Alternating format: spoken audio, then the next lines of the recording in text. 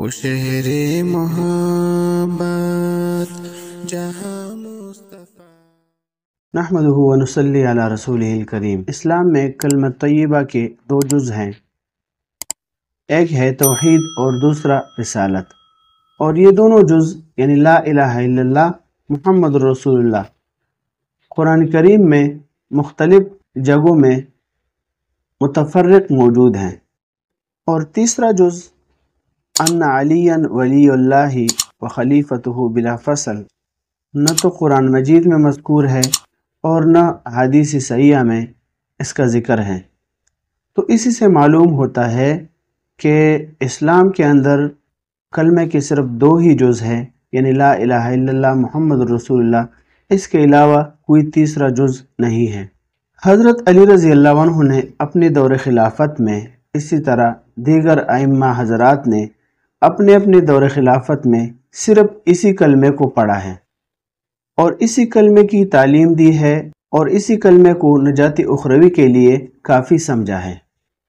لہٰذا شیعہ حضرات کی کتب سے میں آپ کے سامنے کچھ حوالے پیش کرتا ہوں۔ بنی الاسلام علی خمس شہادت اللہ الہ الا اللہ وان محمدا صلی اللہ علیہ وآلہ وسلم عبدہ ورسولہ واقام الصلاۃ وایتاء الزکاۃ وحج البیت وصیام شہر رمضان۔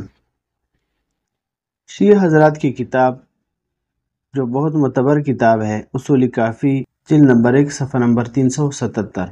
دوسرا حوالہ ہے کہ پروردگار عالم نے قلم کو حکم فرمایا کہ لکھ لا الہ الا اللہ محمد رسول اللہ، اس میں تیسرا جز نہیں ہے۔ جلاء العیون باقر مجلسی کی کتاب ہے، صفحہ نمبر 14۔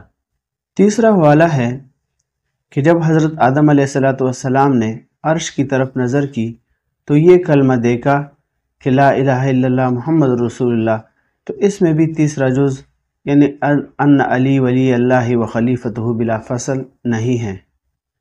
یہ بھی باقر مجلسی کی کتاب جلاء العیون میں صفحہ نمبر 16 پر موجود ہے۔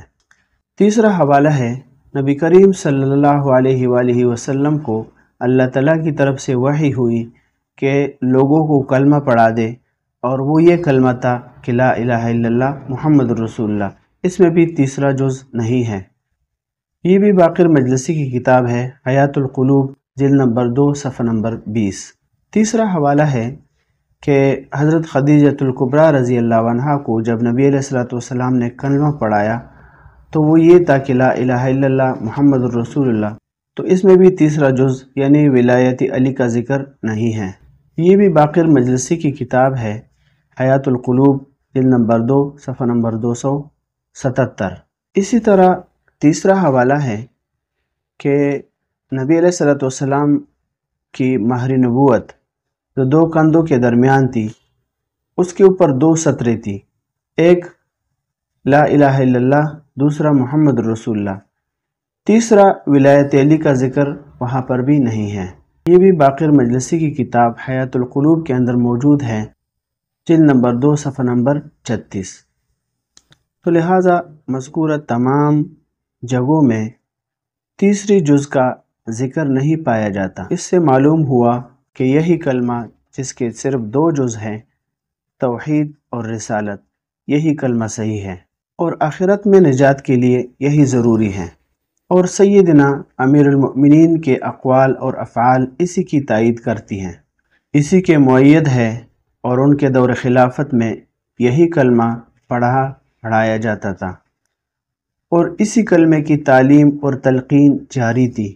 تیسرے جز والا کلمہ ان کے بعد والے لوگوں نے تصنیف فرمایا ہے اور مابہ الامتیاز قائم کرنے کے لیے مرتب کیا ہے۔